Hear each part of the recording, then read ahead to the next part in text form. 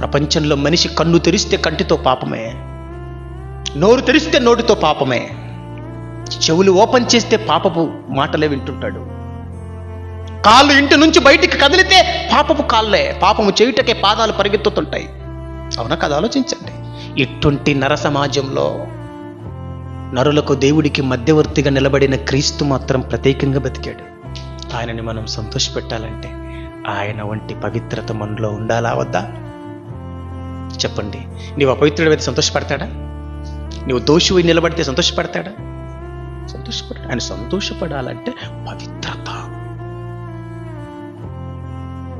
ఎప్పటికైనా చూడండి, జీవితంలో మర్చిపోకండి, యేసు ప్రభుకి నచ్చేది పవిత్రత.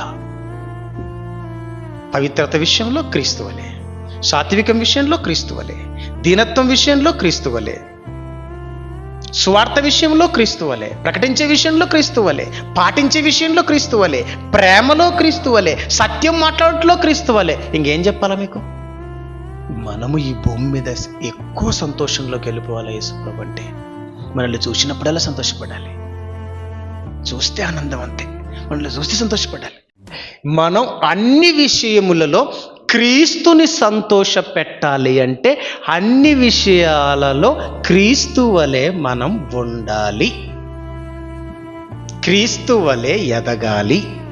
క్రీస్తు లాంటి గుణగణాలు మన యేసు సుగుణాల సంపన్నుడు కదా, ఆ సుగుణాల సంపన్నులుగా మనం కూడా మారాలి.